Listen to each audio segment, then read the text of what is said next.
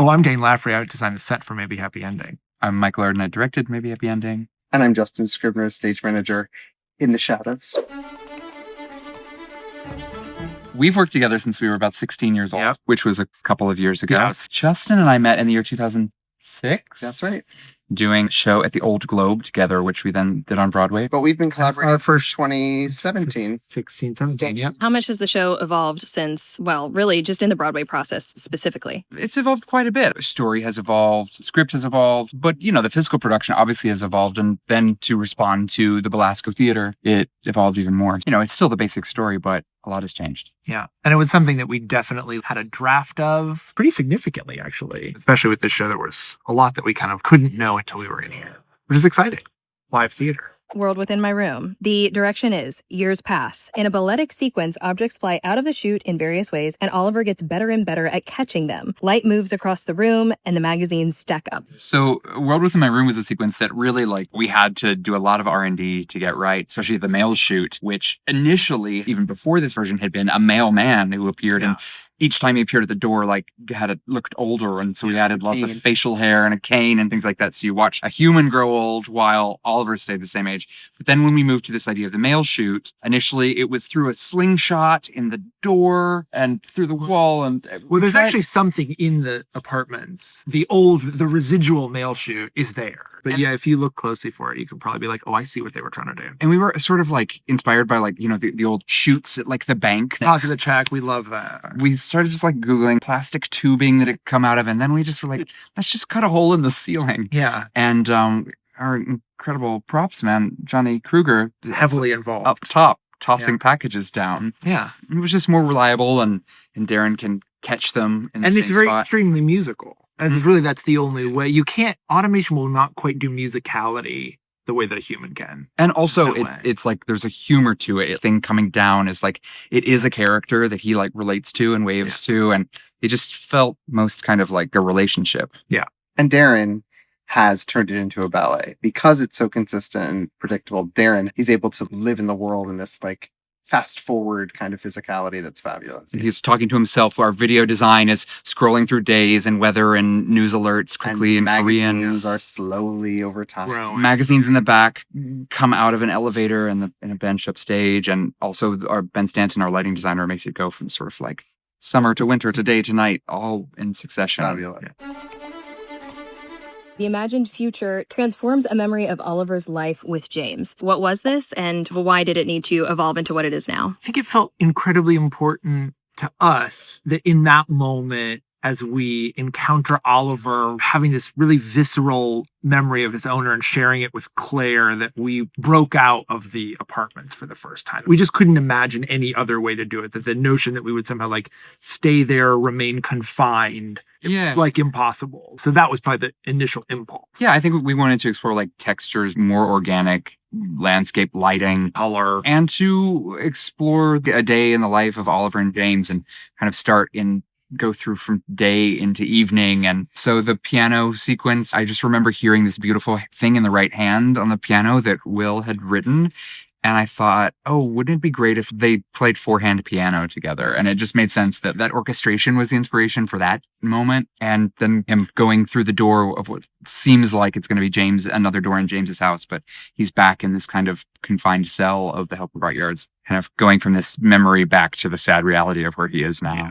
You also did an incredible thing tying your first image of the show during preset to Where You Belong. James kind of come alive. We have the opportunity to see in that sequence where all of sort of Oliver's interests come from. You see the jazz posters. There's a lot of details in that set for Where You Belong that are present in Oliver's, or you understand the DNA that connects those people so profoundly. And literal DNA with Ma Boone. That's right. Yeah, that's right. There's Boone's mother, Boone, is a big plant in the room. You see a camera that we assume the picture of he and James that he has on his wall was taken with. You see pictures of Junsaw and James on the mantle. We really wanted you to finally say oh, I see. This is his history, his trauma. And his perfect day. And it is a little idealized somehow. Like it's a little gauzy deliberately and a little romanticized in the way that the palette changes and the objects and the sort of like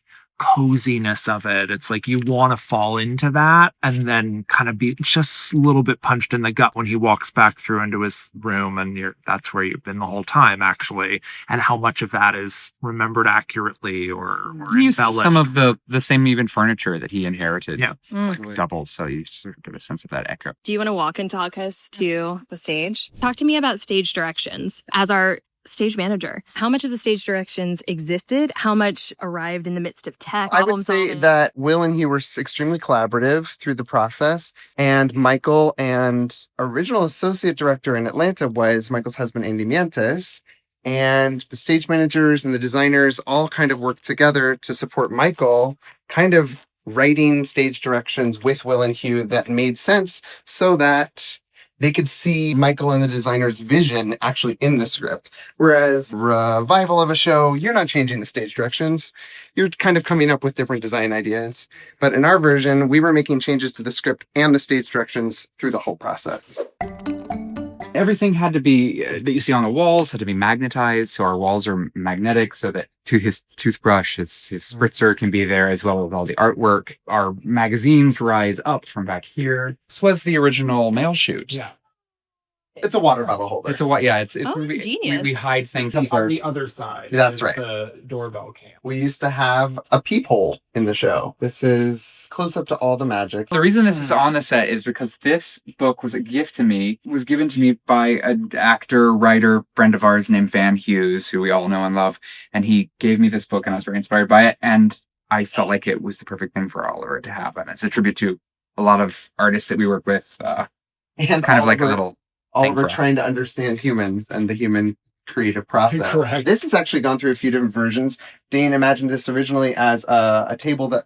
Which it is in Claire's apartment. That's right. Like But Murphy this- bed vibes? Well, it just, Exactly. it became a desk. Oh, I like see. a desk. But this one, we imagine that maybe you could specify in your unit that you need a little more storage. That's rather right. than a desk, which we know Oliver does. And you can see up here. I mean, this is a real testament to how much incredible work Ben Stanton and his team have done with the lighting design. There's so many practicals. Oh my built in. God. You also can see when you're on the onstage side how much actually side stage lighting was built into Incredible. the iris and into the unit that the audience doesn't have an awareness of. But things like Waboon's special, which just exists here so that as the unit moves on and back, We can maintain lighting even when the unit's moving. Oh my God. Here's a fun little thing. If you ever want to know what the Helperbot building, what the ground plan is, this is where we are. And if you ever need to escape.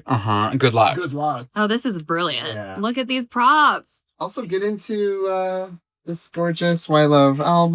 Oh and- my Mhm. God. Tails are here. Right here. Wow, wow, wow, wow, wow, wow, wow. That's incredible. What we call Propnado is a sequence in the show that I am not convinced. I don't know how many people notice. I genuinely don't. But there is a moment in the show in Goodbye My Room where you see Oliver's apartment. It looks a lot like this. And then you see it about, 13 and a half seconds. 13 and a half seconds later. And he's packed up all his stuff. Like Mary Poppins with all this stuff on her Yeah. back. Like, it's reverse Mary Poppins. Yeah. We're in a particular crunch here because you can't really escape this room. So That's right. a lot of stuff goes out the window, but a team of, I believe, 7 people. It's 7 people. That includes Darren, Yeah. who is Who's- in some way a little bit of a part of the dance. Of, Well, right, because he can't do anything. And he but gets a has sip to of be, like, water. in and out of the way. he gets, But all of the magazines go away. We close the shelf. We get rid of the bench all the becomes props, yeah. all the records, all the things on the wall, Yeah. the soft goods here. So it's really like he's moving out of his dorm. And it happens so quick that he like comes off and on, and hopefully like the audience just doesn't even notice it. I think you feel it. I think you can feel it. I've had people ask specifically. Well, that's how the did you kind do of that audience magic? member. That's It's right. like, what on earth is that? Because there's no trick to it. It's It just tickles me. Yeah, psychotic. I like watching it. Yeah. It's a dance, right? Yeah. And one can't exist without the other. We could not do the show without automation. But we cannot do the show without incredibly skilled and crew members who also like have learned the show. This isn't one you can just Well, I kind of joke. Heavily choreographed. The other stage Heavily managers, choreographed. with Sarah and Plato, I joke that we don't have an ensemble, we don't have swings, but we do have crew and crew subs who often need to rehearse things like Propnado or setting the James Walls or The package deliveries, of which they are tightly cued, and the pressure is on for our crew members who are actually a huge part of the show and do an incredible job.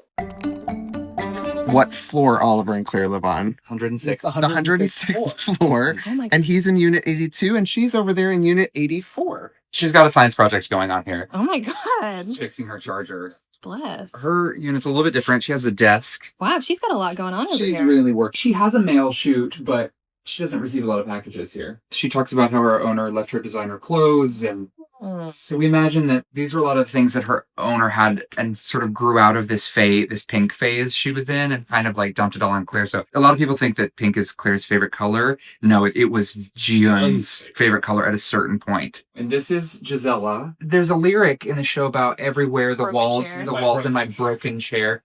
And I like that this is a broken chair to Claire. She's got a Rubik's Cube over here. Oh. Pass the time. This is the original emergency utility panel that existed to conceal the mail chute operation from this side of It's like the a wall. slingshot that we tried in the room, and it kept like hitting people, and it seemed very dangerous. It concealed a camera that used to be here because there used to be this peephole sequence that existed for a certain number of previews. When she knocks on the door, he said, "Show peephole," and like a video of her face would show up in the room, and she would stand here and like do live video, but Because we you had ended the up correct background. we ended up cutting that In previews? in preview. Broadway shows are full of things like this where you change things, but you don't. I mean, there's no point removing time. it. So And this, in case you're wondering, says in case of fire. Garbage cans get the least amount of play. they're so They're I love amazing. these things. They really are. They get, 8 seconds of play for the people that can see them, but they're the most gorgeous. Genius play on our designer's parts. On the wall, just a little world building. The back wall, there's some graffiti in Korean behind the trash that says, "Go away, Helperbots." Yeah, we wanted to like give the sense that like humans don't like this company. This company probably like has gone through a lot because they've introduced these helper bots that have now been like, because of some legislation, we imagine you can't destroy them, so they have to go in here. So it's like become a social issue. So we're world building, but we wanted to have some kind of dissent and hatred for the company. Even if the audience isn't hearing those details, they're feeling them somehow. They're metabolizing them on some level. We wanted the world to be complete for everybody here On this side. on this side of the curtain, so that we kind of had an airtight understanding of the world. And Will and Hugh, even though the Korean production was much more simple and in terms of its backstory, less out and out deliberate in how it's telling. For instance, they don't see the memories in Korea. We actually show the memories. They had a really good idea of who these people were and what the world was. And they gave us a timeline when Oliver was adopted and when Junso was born. Wow. They figured that. The words I've heard them say the most are, well, we always imagined that, if I had a nickel for that, but it's incredible that their understanding of the world and the characters in the story is so complete.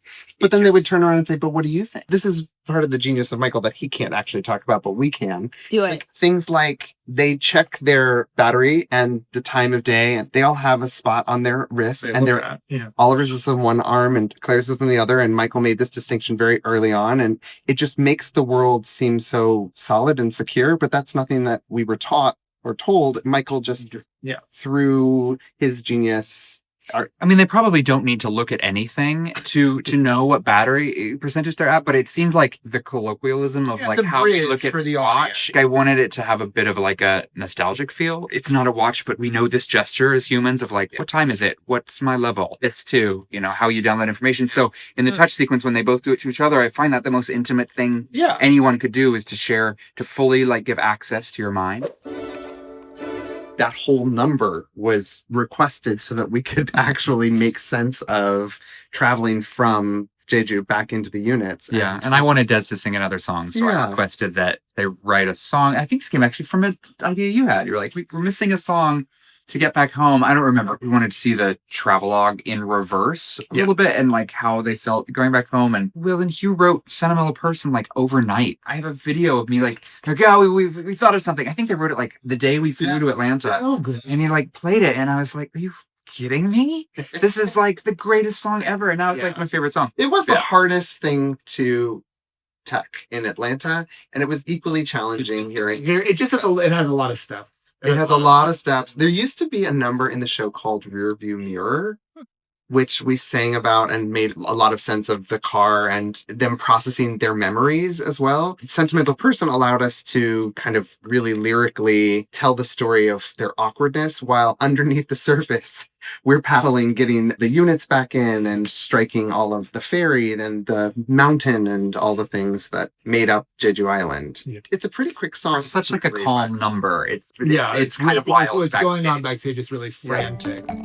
There's so many beautiful things that I like miss. There's this song called Mellow Fourths. Oh yeah. That used to exist, this piece of music, and Never Fly Away Reprise, which I still wish was in the show. But like you've only got a certain amount of time and you never want the audience to get ahead of you. It's just one of those things. And speaking of darlings, I mean, we killed an entire huge set that existed. Motel Room entirely different used to be like a really extravagant. And the balcony off of the there was a whole it was beautiful. The staircase. Yeah. But you just have to serve the story at the end of the day. And sometimes the story is just like getting from A to B as painlessly as possible. There was also in the motel, there used to be an item that the writers dreamed up called a wiki box, which was like Wikipedia meets a jukebox. So you put in the song you want to listen to and out pops a hologram of Gil Brantley singing Jenny. And that's where the idea of Jenny meeting the motel room came. And they danced. They danced in the hotel lobby while they like got served like strange drinks. That does not exist. Your room wasn't ready or something, right? They're like, please sit in the lobby while your room is ready. And just to say, the transition getting into the motel room used to be all through her song, How to Be Not Alone. And the world of the room kind of came into being in a kind of slow motion tornado that was really beautiful. And we miss sometimes, but I think what we have now is so fantastic. There's always a give and take. There are parts of that motel that we had for 10 seconds on Broadway that I miss, but there were other things that we're now able to do that actually are narratively more valuable around like how Claire invading Oliver's memory works. It's much more dynamic and interesting, and we couldn't do it. We sort of painted ourselves into a corner in that respect. And so when you kill the darlings, you, on balance, if you're doing it correctly, it is for the good of the thing. It's the pruning, right? Yeah. It's for the health of the plant. I think all theater collaborators, technicians, designers will agree that like the preview process is always hard, but when you have to completely reconceive a transition or a scene, and lighting, sound, projections have to wait for scenic and staging to actually kind of reconceive a thing and then build in front of everyone else. It's very challenging, and we did that, and I was very proud that we were able to kind of like a Monday in September or October. It was really harrowing. What we see on stage, how much is it Michael Arden's brain and how much is it Dane Laffrey's brain? And are there specific images that you were like, that was in my brain or that was in his brain? One day, like someone like published all of our messages to each other. Yeah. I mean, it's deranged. We just like keep throwing ideas back and what if and throwing out ideas. And so I don't even know how to describe that, but I just feel lucky to get to like have a table tennis partner like Dane. It's collaboration. It's like the most important thing in my artistic life by a mile. Me too. It's not just, we're working on maybe happy ending, because we're always doing multiple things at once. The mind meld. Well, we also talk on the phone a lot. Yeah. We Zoom every day. We talk on the phone. We text. We send each other. We like cold call each other, which apparently people don't do anymore. Nobody calls. A lot of like phone conversations. Calling. Somehow the sum total of that usually means that we'll, especially when we come into the room, I'm rarely like totally surprised by something you say. Yeah. But, undersell a flash of genius that either of us might have, but I would rarely be like, what the is he doing? Where'd that come from? And we're always, we like itch at the same time. So I'll be like walking down the street and being like, I'll call him and be like, I was thinking about the downstage elevator and I just really, and it's like, and then he'll send me a picture of something. He's like, well, what do you think of this? And it's like, we keep doing this until we do this. Yeah. Did anything truly stump you? God, wow. I mean, it's moment to moment on this. On this show, some of the early transitions, the paper cup phone. Yeah, that whole That whole section. thing, weirdly, it was just really, really difficult to get right. So couldn't quite figure it out because of just like the math of it. We worked Yeah. on that until like the last day Yeah. of previews. And started working on, like, we knew immediately after we had seen even the dress rehearsal, we were like, this is the opening, something about that first chunk, like that first movement as we're introducing the world and how things work and what the rules are and how the irises interact with the units. And it didn't feel confident, I think is what it was. I think we didn't feel like the audience was in safe hands yet. It takes seeing it in full scale. Like, we can pre-visualize, we can try to imagine, but until you see it on stage, you can't quite know. Certainly, like, anytime there's been moments where we're completely stumped, which happens on every show, there's always like okay, like, turn on all the lights, like, everybody stand in a circle, cry for a minute, and come together. There is always that moment. I'm now trying to, like, learn to not fully panic in those moments, because those are the moments when, like, the really exciting stuff happens, because someone will have an idea, or you'll be forced to think in a way you haven't up until then. And that's, like, my favorite and least favorite, but favorite part of any process. It's horrible, but it is so essential. Once on this island, one example of this, which was collaboration we had 2017. We had planned the whole play around, like, being able to, like, sweep the dirt away or shovel it away and reveal this beautiful like floor that we had installed. And we got to that moment in tech, and, like, because of the rain and the dancing, and, like, you couldn't move this sand. It would have taken you like 25 minutes. No, and we were just, like, had to turn on the lights and stand in a circle, and we're like, well, we should probably just close the show. Like, and it hadn't started performances, but it was time to close. And Queen Jean, amazing costume designer, Lortel nominee yesterday. Clint was working with Clint Ramos, and took a bit of a Sokka's skirt and laid it down and put some sand on it and said, well, what if you lifted something up? And it was like, we got this idea from this piece of material from a costume, and it allows you to, these moments of what seems like a wall actually just become this, like, opportunity to actually kind of think outside of yourself and to ask for help. And that's a great example of when you're really painted into a corner because you've already committed to all of the things. It's not like a hypothetical. Broadway is such a high pressure kind of crucible. And tech especially, you're like, every minute is like $1 million. It's so expensive, and everybody is, like, so conscious of, like, any wasted time just feels like devastating because you'll never get it back, and you won't. But it is in those moments where you go, like, well, we need a solution, like, now, that costs nothing, that gets us what we originally required. And we've yet to, like, find the moment where we did. Although maybe we did. I don't know. You said it. Well, I think that's the nature of the beast, though. It's like it kind of goes back to the show must go on, right? Yeah, and it's like at the end of the day, you will solve it somehow. Obstacle is opportunity. Yeah. Dane, can you speak a little bit to the relationship between practical scenery and video in this show? Yeah, absolutely. I mean, I think hopefully the relationship between practical scenery and video is, the line's pretty murky. It's how we intended it to be. Wonderful George Reeve, who is the video designer, is a very close collaborator of mine. And it's so important because it's really in this show, especially with the amount of LED we use, a lot of the scenery in the show is just, it's a video surface, and it's functioning in two realms which could be distinct, but I think in the show they are not, which I think is what's so helpful about it. And I think it's a question of really, like, of calibration of how it's used, and some very deliberate choices around, like, how, as a lot of the really explicit video is around, like, it being in the Helperbot's POV or inside their, like, memory banks. So we're kind of getting a glimpse both at, like, really important kind of, like, narrative plot points, but also, like, how they take in information, like how they see the world, which then helps in subtle ways seed what Jeju Island looks like, because Jeju Island is not like a photorealistic place. It is actually, if you look closely at it, is sort of a, like, watercolor. It's or it's, like, quite out of focus. And we play with that sort of idea of depth of field and stuff in those memories. And you can, maybe connect the dots that, like, maybe the Helperbots, that's kind of how they see the world. That it's like they see the thing right in front of them in, like, crystal clear analytical focus, and the rest of it's part of why more of an impression. In Oliver's flashback, like, the video is showing his POV. I wanted to, like, see in when she's reading his memories, it's his POV of, like, looking at the martini and seeing the elements of how martini is made, which we happen to know a thing about. It isn't about, like, what the audience wants to watch, is about what the character does. And that was really fun to get to, like, make a few different movies with George at the same time. So we were making movies, we were building scenery, and we were kind of doing also metaphoric projection. Yeah, content as that's well. right. So it functions in lots of different modes. And I think what they did together, like there are some moments where you're like, is that video? Is that scenery? I don't know. And that's what we That's love. the goal.